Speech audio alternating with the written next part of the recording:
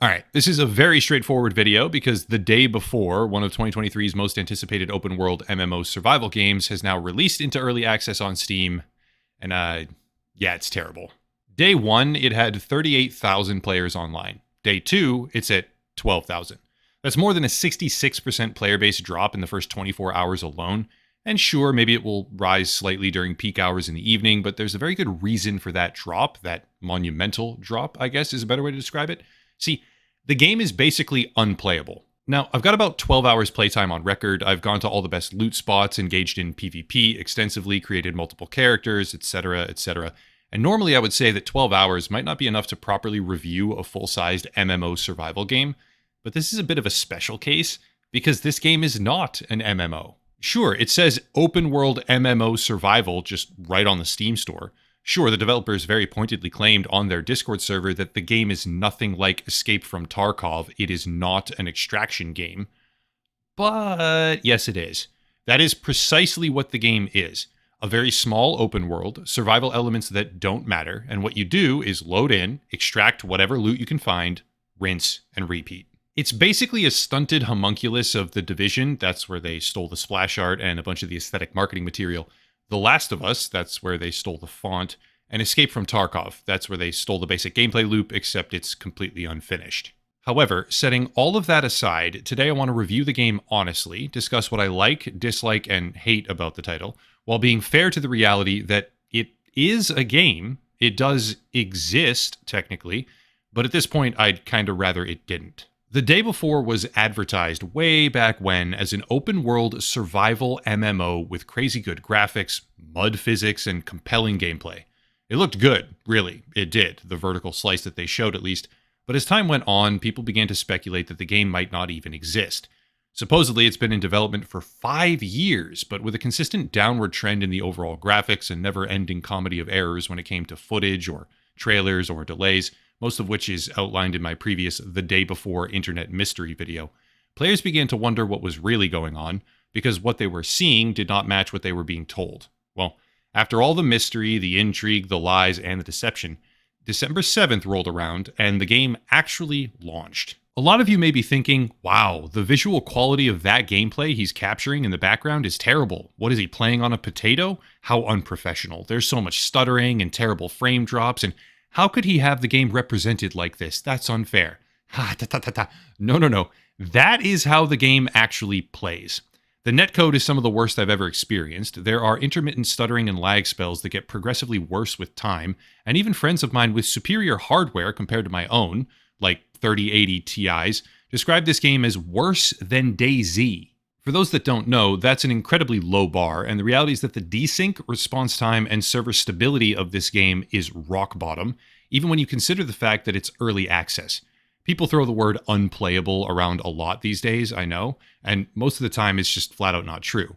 But here it is true, because when you consider the fact that this is intended to be a competitive PvP title, having the fights be total RNG with a side of who the fuck knows what's going to happen, because the performance and infrastructure are so bad, well, let's just say you can run around with your screen stuttering, but not much else. There's not much here. The basic gameplay progression loop goes like this. Spawn in, realize you're in a safe house with some vendors scattered around, go outside, randomly spawn somewhere in Fortune City, and try to get valuable gear. If you do find things that are good, you try to go extract, and if you don't, well, you're probably dead because something stupid happened. Now, I could describe all the bugs and the glitches and the crashes and the broken elements of the game, but the truth of the matter is there's just too many to even talk about. I can't even count that high, so I'll focus on broader concepts and issues. The city is cool. It's not a bad map per se, and you might even be able to have some cool encounters, maybe, depending on how well things go for you. However, the sound design is botched, so you really can't tell where all the shots are coming from that you constantly hear, how close they are, or if they're even real.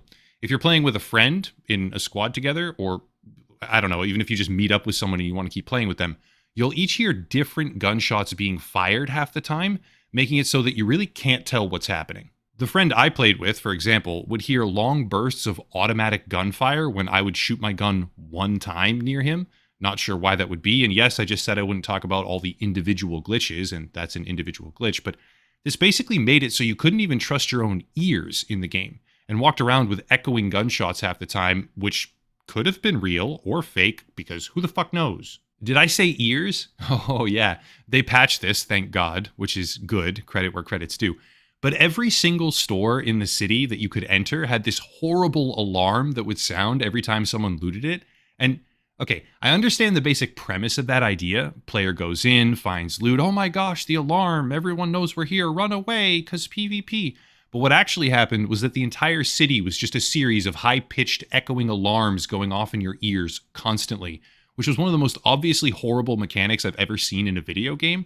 And I have no idea how anyone in their right mind who playtested this ever let that get through. Spoiler alert, it's pretty clear that no one ever playtested this game because it's one of the most dysfunctional things I've ever played and doesn't even yet deserve the term early access, which is saying something, but more on that later. Regardless, the sound design is botched, the netcode is botched, the desync is terrible, latency, performance, all of it. So what's the good part? The good part is that the fundamental premise of the game is kind of cool. Yes, they lied about it. No, it's not an MMO, but man, if this were actually polished, like really polished, it might be pretty fun. The city is down south, and up north are points of interest like a hospital, a prison, a stadium, etc. I explored these, looted them, found stuff that you couldn't actually buy in the base at the vendors, like sniper scopes, which was cool, and I had a pretty damn good time doing it. I was having fun as a solo player when the zombie population was at its maximum, like right after a server restart, meaning no one had cleared any of them out of these points of interest. And it showed me that the idea of borrowing all the most popular aspects of Tarkov, The Division, and PUBG, among other things, might actually create a fun game if it were done right. Well, that momentary satisfaction fell apart rather quickly when I realized just how useless the zombies are. The very few times I was in a major landmark and had like 10 or 15 of them coming at me at once, which was extremely rare, they were engaging those few times, sort of. But 98% of the time, these zombies are a joke that simply consume an unpredictable and much too high amount of ammunition to kill, while being totally non-threatening and useless. Also, why do armor-piercing 7.62 rounds take more bullets to kill something half the time than a 9mm? That makes absolutely no sense whatsoever. Anyway, you go out, you get loot, you kill players and zombies if you see them, and you extract. That's it. The skills don't work. I'm not being hyperbolic here. The entire skill and perk system just doesn't function. It's either unfinished or I don't know, it just doesn't work. And if you get enough money, you can buy better armor and guns. Here's the problem. The armor is built on a 3-tiered system where pricing is all screwed up, and it also doesn't seem to do anything.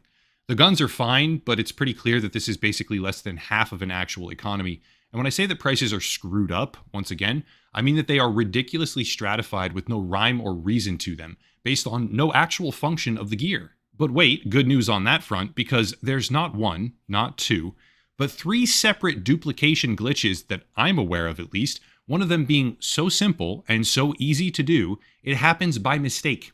Of course, once you realize what's happening and know that by pressing one button with 2 mouse clicks, you can have infinite money, it allows you to get enough for a car. Oh yeah, whoop-de-doo, a car.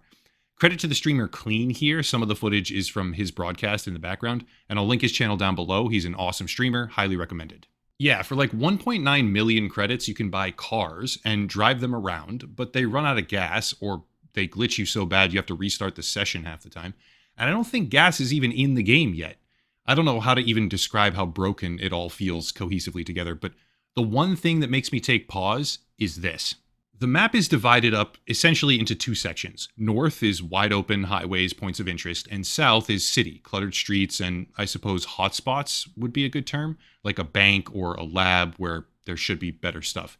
When you spawn on foot, you're in the city every time and have to trek all the way up north to extract if you have a backpack on or get to the bigger loot compounds. If you spawn with a car, however, you spawn up north already, and you can either farm there, driving around to the different places, or drive down into the city, and in theory, if I'm being super optimistic and generous here, this could have a decent gameplay implication behind it. See, imagine this. The newbies all spawn in the city, a lot of them, for low-tier stuff all over the place constantly, and high-tier stuff in super dangerous zombie-infested compounds like the bank or the lab or the stadium, whatever. When they make enough to get a car, they farm the northern segment for mid-grade gear at all the different landmarks, and keys especially. There's a lot of keys in the game right now, and I have no idea what most of them go to. And then, when you're looking for the true endgame content, You spawn with a car, drive it down into the city, and farm the high-level zones with special elite zombies, maybe as a function of carry capacity for some of the special stuff. I don't know. But that kind of, movement across the map. That's a cool system, if it worked that way. And theoretically, it could work that way if they wanted it to, where the low-level players would basically have an opportunity intermittently to ambush high-level players and get fully decked out right away if they pulled it off, while the highest tier content in the game was dynamically difficult because of not only zombies, but also low-geared players around, making the trip into the city super exciting for the mid-grade players who were trying to deck themselves out. But right now, that is definitely not how things go, so yeah, probably just wishful thinking. The sad truth is that the developers of this game have a history of just flat out abandoning the prior titles that they released, which I hope doesn't happen here, but seems like it probably will. And the nature of early access on Steam is that the game may or may not change further in the future. It's right there in the disclaimer on the store page, which is probably their get out of jail free card for walking away completely, because this did not take 5 years to develop.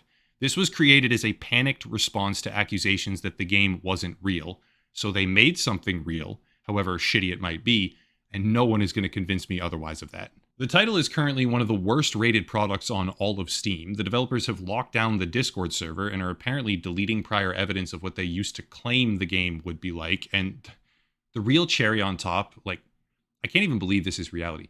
They took out a Times Square advertisement for the release of this game, while the lead moderator of the Discord server, at least, openly states that it's not even worth buying. They advertise this as a revolutionary, genre-defining survival MMO, which means massive multiplayer online, and then said explicitly that it isn't an extraction shooter.